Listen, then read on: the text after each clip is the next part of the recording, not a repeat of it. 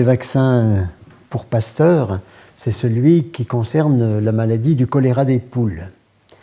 Et cette maladie, enfin plutôt ce vaccin, a été mis au point un peu grâce au hasard, à savoir que le choléra des poules tuait les volatiles en 2 jours et Pasteur, reprenant les travaux de Toussaint, avait mis en route des cultures de bacilles de choléra et on inoculait une poule avec le vaccin du choléra et cette poule mourait en 2 jours. Et puis pour que la virulence soit maintenue, il fallait repiquer ces cultures très rapidement, tous les 2-3 jours. Et le hasard fait qu'on a trouvé au fond d'un placard une culture qui n'avait pas été repiquée et qui datait de 3 mois environ. Le réflexe de Pasteur a été d'inoculer cette poule avec cette vieille culture pour savoir ce qui se passerait. La poule n'a pas attrapé de maladie, n'a rien eu. Et dans la foulée, il a recommencé l'expérience 2 jours après, avec cette fois-ci une culture virulente, en prenant une 2e poule comme témoin. La poule témoin a succombé 2 jours après. Celle qui avait reçu la première inoculation était préparée à se défendre. Et il a dit, ne voyez-vous pas que cette poule est vaccinée?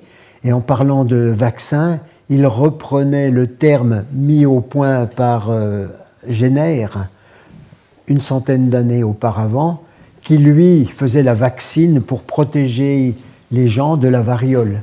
Mais le procédé était différent, mais Louis Pasteur s'est souvenu de cet épisode-là, et le nom de vaccin est dû à Jenner, mais la première vaccination était bien celle-ci.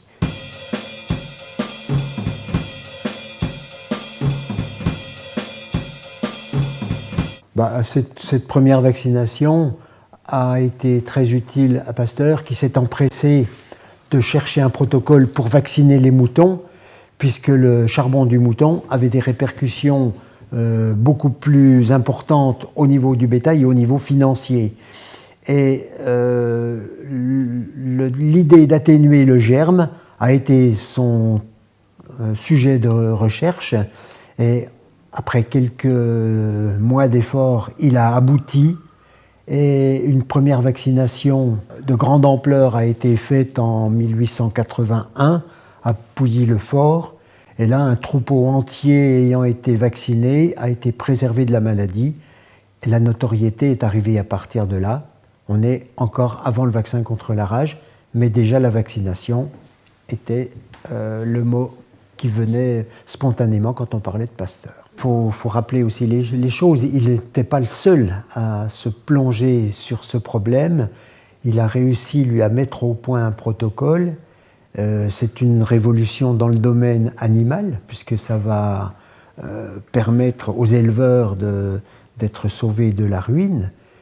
Et Pasteur, ayant connu les malheurs familiaux que l'on sait, eh bien, n'a eu d'autres préoccupations par la suite que de trouver un procédé vaccinal pour protéger les êtres humains, en cherchant une maladie qui contamine autant les animaux que les hommes. Et pour différentes raisons, son choix s'est porté sur la rage.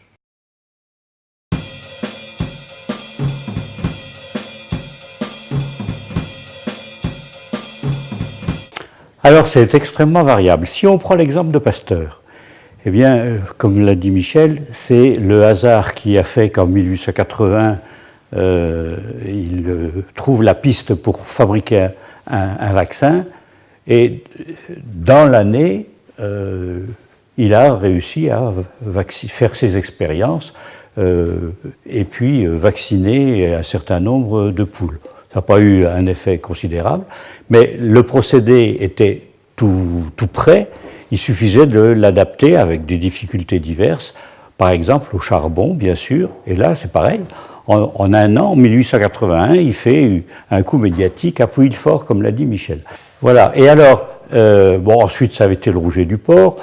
La rage, ça a quand même été beaucoup plus long, d'abord parce qu'il n'a pas jamais vu le microbe, évidemment, un virus, il fallait le microscope électronique. Et si bien que ça a duré à peu près 4 ans et demi pour la mise au point et avant la réalisation de la vaccination sur le Joseph Mester.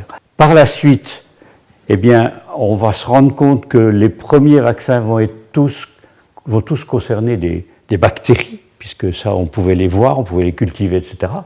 Par contre, sur les virus, ça a été beaucoup plus tardif.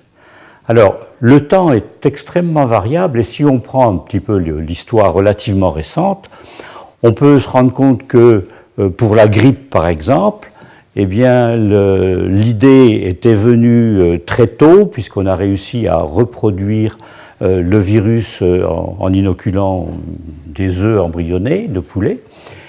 Mais le vaccin lui-même n'a été réellement efficace, même après plusieurs tentatives dans les années 30, 1930.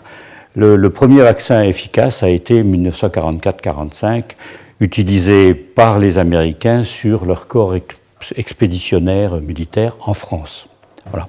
Donc ça a mis 30 ans. Hein.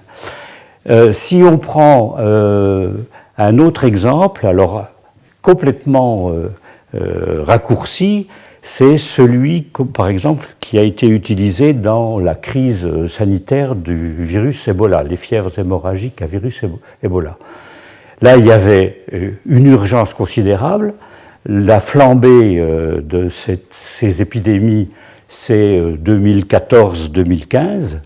Et en 2016, un vaccin a été mis au point, qu'on a considéré, l'OMS l'a considéré comme ultra efficace. Et bien là, en quelques semaines ou mois, on a utilisé ce vaccin. Vous voyez, donc les deux extrêmes.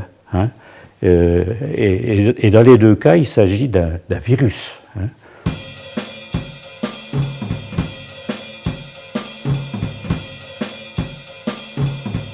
Alors, les vaccins n'ont pas forcément tous été développés contre toutes les maladies, n'ont pas été toutes développées au moment de Pasteur, durant la vie de Pasteur. Mais évidemment, le choléra, la tuberculose, et puis il y avait les typhoïdes. Pasteur a perdu 2 filles du fait de la typhoïde. Et puis il y avait toutes les autres maladies qui étaient peut-être mal identifiées parce qu'on n'avait encore pas le verdict biologique. Je pense à toutes les gastro-entérites qui ont dû emporter un tas d'enfants. La diphtérie. La diphtérie était absolument redoutable.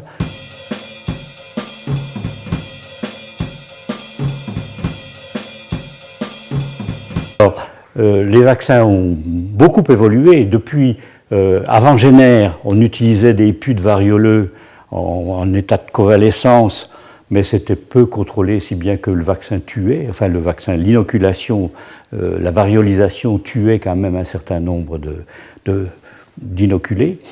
Donc avec Jenner, la vaccine est absolument inoffensive. Et puis Pasteur a utilisé donc des germes, des bactéries atténuées. Par la suite, on a largement utilisé ce procédé. Et pour éviter la réactivation éventuelle de la virulence, on a préféré, quand c'était possible, utiliser des germes tués, bactéries ou virus. Et puis, les plus récentes élaborations de vaccins font appel au génie génétique ou utilisent des fragments de microbes, donc c'est des antigènes qui sont repliqués. Donc là, il n'y a absolument aucun risque. Par exemple, le dernier vaccin de l'hépatite B, Ederska, mais il y en a beaucoup d'autres, qui utilisent donc des fragments de virus ou de bactéries.